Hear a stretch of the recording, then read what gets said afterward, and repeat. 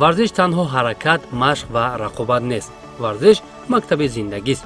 он ба кӯдакону наврасон нерӯ, ирода, интизом, масъулиятшиносӣ ва боварӣ ба худ мебахшад.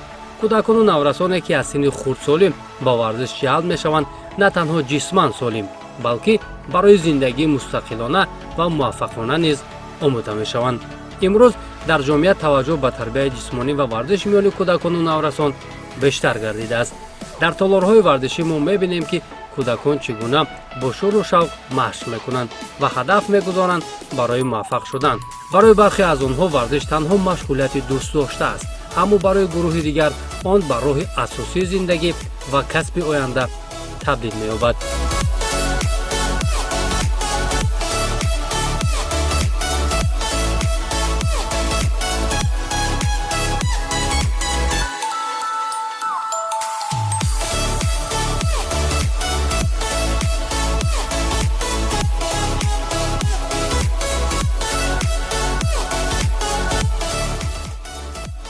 яке аз муҳимтарин таъсири варзиш ба кӯдакон саломатии ҷисмонӣ мебошад. машғулиятҳои мунтазами варзишӣ ба рушди мушакҳо, устухонҳо, системаи дилу рагҳо ва нафаскашӣ мусоидат мекунад. наврасон фаъолтар мешаванд, қувва ва тобоварии ҷисмонии онҳо меафзояд. дар замоне ки истифодаи телефон, компютер ва дигар воситаҳои электронӣ қисми зиёди вақти кӯдаконро мегирад, машғулиятҳои варзишӣ аҳамияти бештар пайдо мекунад. варзиш кӯдакону наврасонро аз нишастани тӯлонӣ дур карда, онҳоро ба ҳаракат, фаъолият ва тарзи ҳаёти солим ҷалб месозад. аммо муҳимтар аст ки интихоби намуд ва ҳаҷми машқ ба синну сол, қобилияти ҷисмонӣ ва хусусиятҳои инфиродии кӯдак мувофиқ бошад. таъсири варзиш танҳо ба ҷисм маҳдуд намешавад, он ба ҳолати равонии насли наврас низ таъсири ҷиддӣ мерасонад. дар майдони варзиш кӯдак ғалабаро меомӯзад, аммо муҳимтар аз он мағлубиятро қабул карданро низ бояд омӯзад. вақте варзишгар дар мусобиқа натиҷаи дилхоҳ ба даст намеорад, ӯ бояд сабаби нокомиро дарк кунад, хулоса барорад ва боз ба машқ баргардад.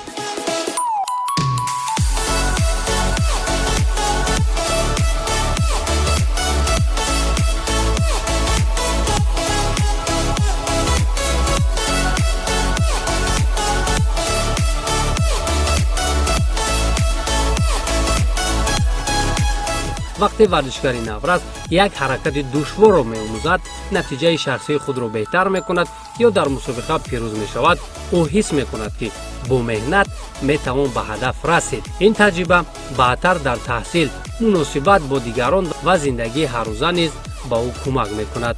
ҳар як намуди варзиш хусусият ва талаботи худро дорад. масалан, намудҳои варзиши инфиродӣ аз қабили гӯштини миллӣ, ҷудо, таеквондо, бокс, гимнастика, варзиши сабук ба кӯдакон масъулияти бештар барои натиҷаи шахсӣ медиҳад. дар чунин намудҳо варзишгар бояд ба қувваи худ такя кунад, интизоми баланд дошта бошад ва барои ҳар як натиҷа масъулиятшинос бошад. дар намудҳои варзиши даставӣ ба мисли футбол, волейбол, баскетбол, ҳендбол, чавгонбозӣ ва дигар намудҳо дар навбати худ ҳамкорӣ, эҳтиром ба ҳамдаста, масъулияти гурӯҳӣ ва қобилияти қабули қарор инкишоф меёбад. гимнастика ва акробатика ба ҳамоҳангии ҳаракат, тавозун ва назорати бадан мусоидат мекунад. шиноварӣ ва варзиши сабук барои рушди устуворӣ ва имкониятҳои умумии ҷисмонӣ аҳамияти калон дорад. аз ин рӯ, ҳангоми интихоби намуди варзиш барои кӯдакону наврасон пеш аз ҳама бояд ба шавқу ҳавас, қобилият ва хусусияти ҷисмонии ӯ таваҷҷӯҳ кард.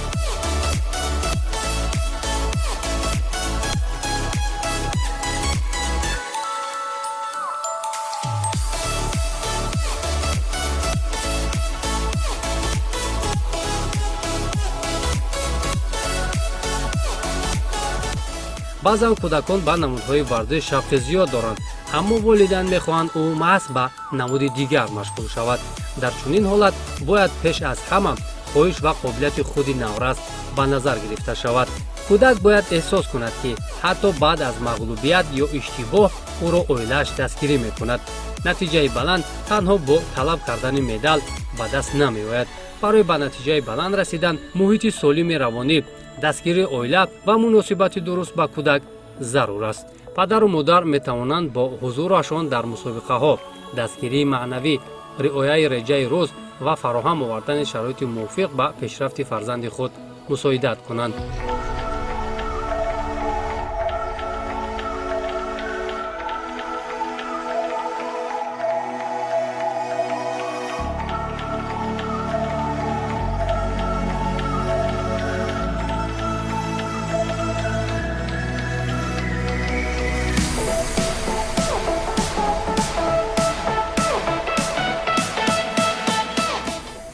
дар баробари оила мураббӣ яке аз шахсиятҳои асосӣ мебошад, ки ба ташаккули варзишгари ҷавон таъсир мерасонад. ӯ бояд равоншинос, раҳнамо ва омӯзгор низ бошад. кӯдак бояд аз мураббӣ на танҳо тарзи иҷрои ҳаракат, балки интизом, эҳтиром ба рақиб, масъулият ва фарҳанги варзишро омӯзад. мураббии хуб қобилияти ҳар як варзишгарро муайян карда, ба ӯ барномаи мувофиқ пешниҳод мекунад. зеро ҳамаи кӯдакон яксон нестанд. яке зуд пеш меравад, дигаре барои аз худ кардани ҳар як ҳаракат вақти бештар талаб мекунад. муҳим он аст, ки кӯдак ҳаваси машқ карданро аз даст надиҳад.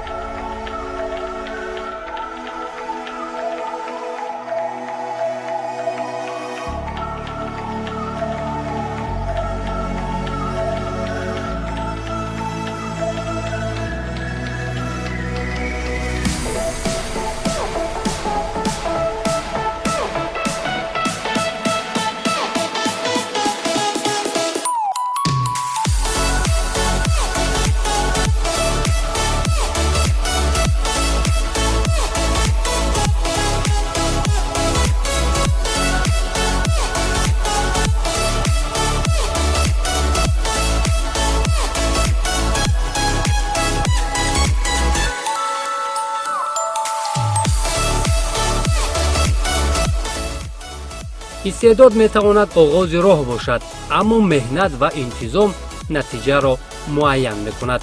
барои варзишгари ҷавон танҳо машқ кардан кофӣ нест. реҷаи дурусти рӯз низ аҳамияти калон дорад.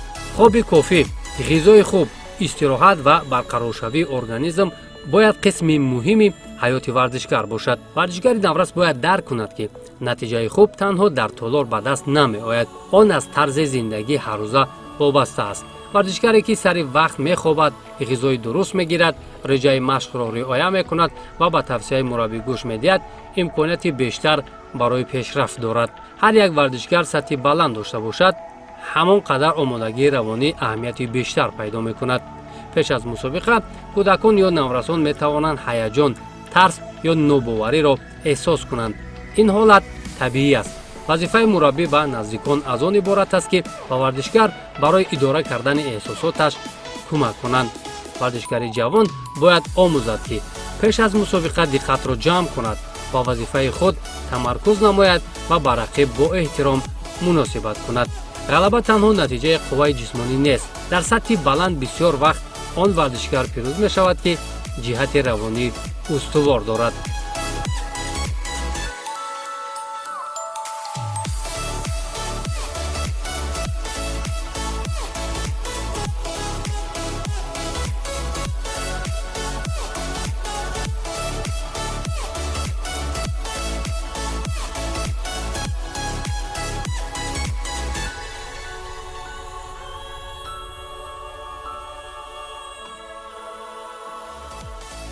барои рушди кӯдакону наврашон иштироки мунтазам дар мусобиқаҳо низ муҳим аст. мусобиқа ба варзишгар имкон медиҳад, ки донишу малакаи дар машқ омӯхтаашро дар шароити воқеӣ санҷад. ғалаба таҷрибаи хуб медиҳад, аммо мағлубият низ метавонад дарси муҳим бошад. ҳар як мағлубият бояд ба таҳлил табдил ёбад. чӣ хатогӣ шуд? кадом унсур бояд беҳтар карда шавад? дар машқ ба кадом ҷиҳат бештар таваҷҷӯҳ додан лозим аст? чӣ гуна истеъдодро ба натиҷа табдил додан мумкин аст? дар соҳаи варзиш кӯдакони боистеъдод зиёданд, аммо на ҳар як кӯдаки боистеъдод қаҳрамон мешавад. сабаб дар он аст, ки истеъдод танҳо яке аз омилҳост. барои ба натиҷаи баланд расидан маҷмӯи омилҳо заруранд. истеъдод, меҳнати зиёд, мураббии касбӣ, дастгирии оила, шароити хуби машқ, ғизои дуруст, омодагии равонӣ ва иштироки мунтазам дар мусобиқаҳо. масалан ҳадафи аввал метавонад беҳтар кардани натиҷаи шахсӣ бошад, баъдан пирӯзӣ дар мусобиқаи шаҳрӣ, сипас мусобиқаи ҷумҳуравӣ ва байналмилалӣ. ҳадафҳо бояд марҳила ба марҳила гузошта шаванд.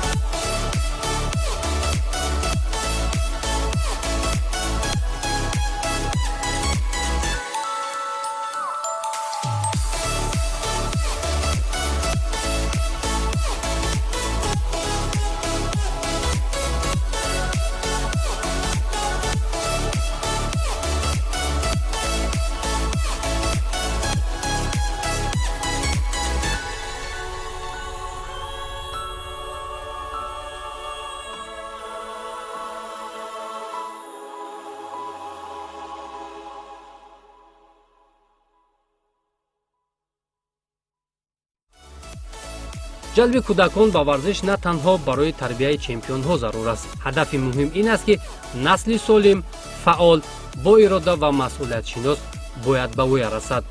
аммо агар кӯдак қаҳрамони варзиш нашавад ҳам, малакаҳое ки аз варзиш мегирад, интизом, ирода, сабр, масъулият ва тарзи ҳаёти солим тамоми умр ба ӯ кӯмак мекунад. имрӯз сармоягузорӣ ба варзиши кӯдакону наврасон сармоягузорӣ ба оянда аст. ҳар як толори варзишӣ, ҳар як майдон, ҳар як машқи кӯдак ва ҳар як мусобиқа метавонад қадаме ба сӯи оянда бошад.